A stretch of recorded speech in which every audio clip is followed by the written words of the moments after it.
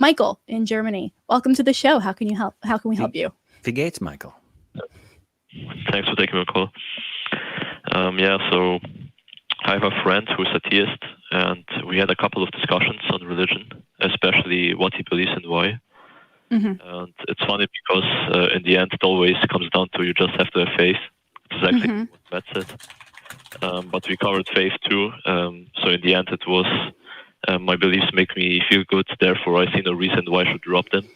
Mm-hmm. And so you have a person that acknowledges that he is being irrational with his beliefs, but still keeps them. So this one was tricky for me. I didn't know how to respond exactly. So I'm asking you. Yeah, that's a good question. It's something I've come up a lot against in both my personal life and on calls like these.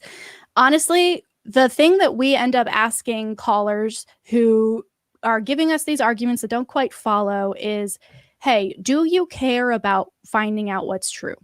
Is that something that you want to do? Because if it's not, and it sounds like for your friend, feeling good is more important than finding true things. If that is the case, then there's really not very much you can do outside of that, right? They have made their decision in terms of what they value, and that is always going to win out. Now, the good thing is that this person clearly has had enough conversations with you that you have started making an impact. They are able to accept, okay, maybe the things that I am thinking don't make sense.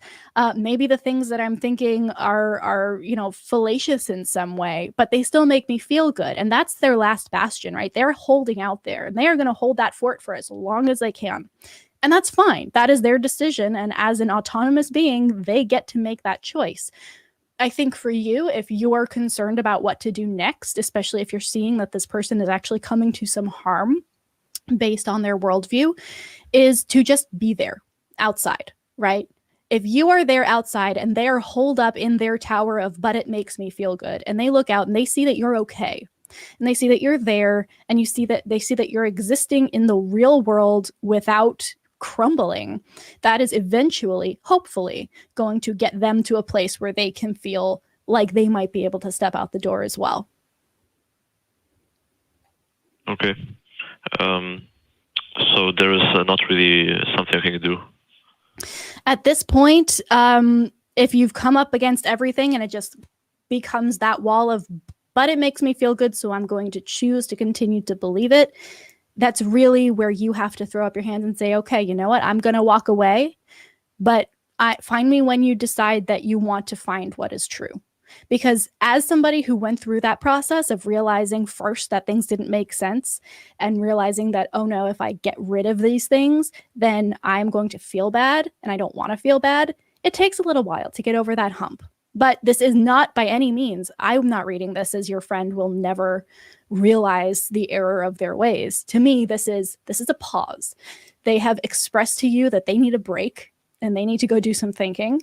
And if they come back to you at some point, you will be able to better accept them and prove your points to them when they are ready to listen. But until that happens, it really is their call.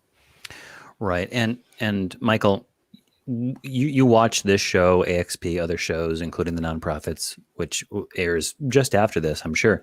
But there's, you might get from these shows the idea that you have a conversation and it goes in a very orderly fashion and it starts from point A to point B and ends up at point C.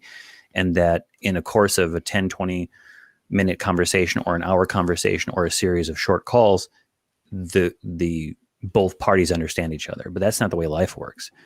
What you can do is be a friend, listen to the person's concerns, be a good exemplar of non-belief and still being a good friend and person in society.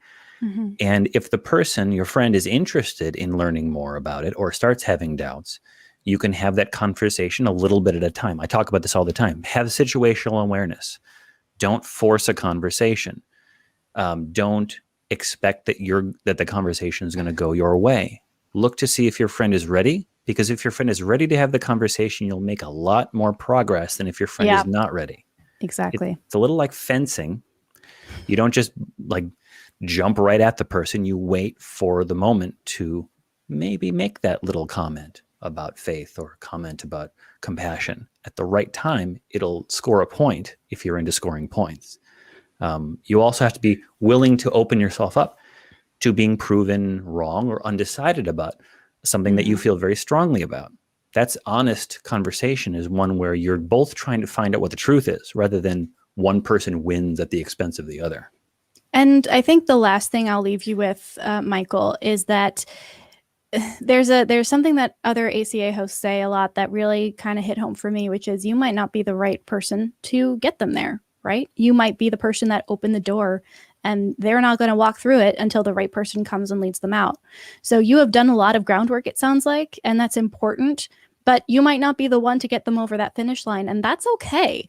You contributed to that. When or if that eventually happens, a large part of that credit does go to you, but don't put that burden on yourself to be that person, right? Because it's very possible that it might not be. I can make good points with certain family members every day, and they will say, "Oh, that's cool," and then forget about it. It might live somewhere in their subconscious, but I'm not going to be the one to make a point because I don't have that particular relationship with them.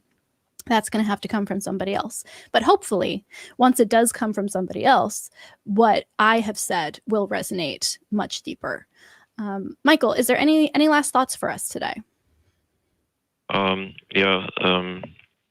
I ask myself is, why would someone choose not to care for rationality and truth?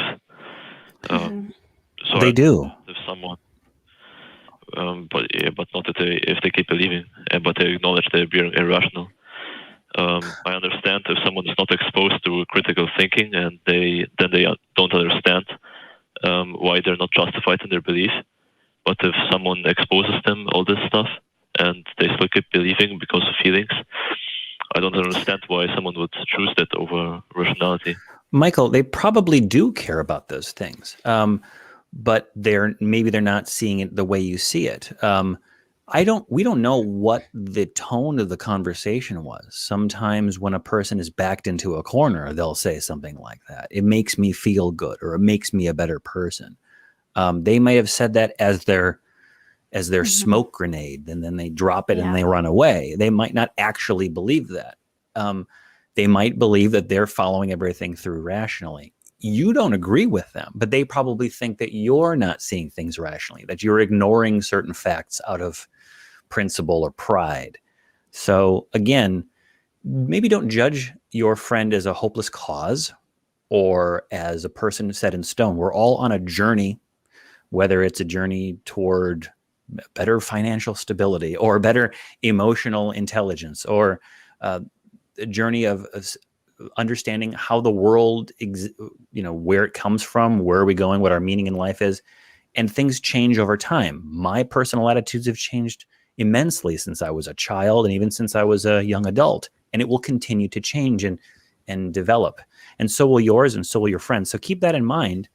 But make sure that the tone of the conversation remains collegial and constructive, and you will have more luck maintaining a close relationship with that person, and you'll continue to talk about these subjects. Because if you come on too strong, and I don't know if you did, you might not have, you're just going to push them away, and it's going to be all smoke bombs from now on. Thank you so much for calling in, Michael. We really need to jump off. I'm sorry you were on the line for so long, but we are going to be on Discord after this for about 20 minutes while we're waiting for the nonprofits to start. So if you want, you can find us there at Discord.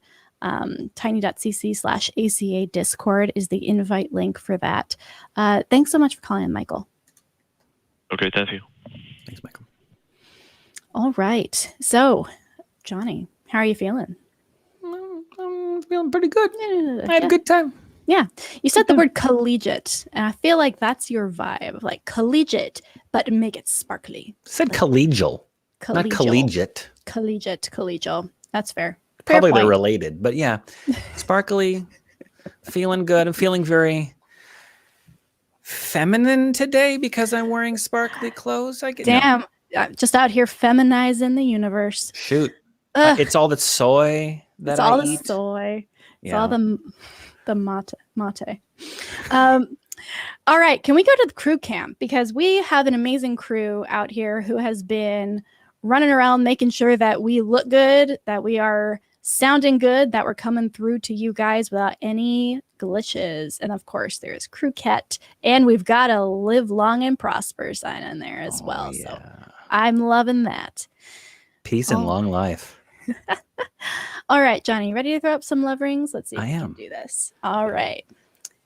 3, 2, 1, go. Yay. Love it. It does work. It works every time, and every time it makes me happy. All right, you guys, thank you so much for joining us today. If you are an essential worker, if you are somebody who is out there on the front lines, whether that is stocking grocery shelves or whether that is saving lives in an ER, we appreciate you, we see you, we value you and the work that you are doing. We also believe you should get a living wage. So we will be fighting for that where we can. But as always, thank you, whether you believe or not. You are important in making this country continue to run through the second year of this pandemic, and we're doing what we can on our end as well. For those of you who don't believe, this is your community. We are here for you. We are in your pocket, on your phone. We are on your laptop screens or on your TVs right now, and we're saying you're here and you're valuable, and whether or not you have a period, you are a leader in your community. And you should be able to feel safe and full of community and acceptance. And that's what the ACA is for. For those of you who do believe, Johnny, why are you drinking now? You need to help me say this. For those of you who do believe, we don't hate you. hate you. We just think you're wrong. There you go.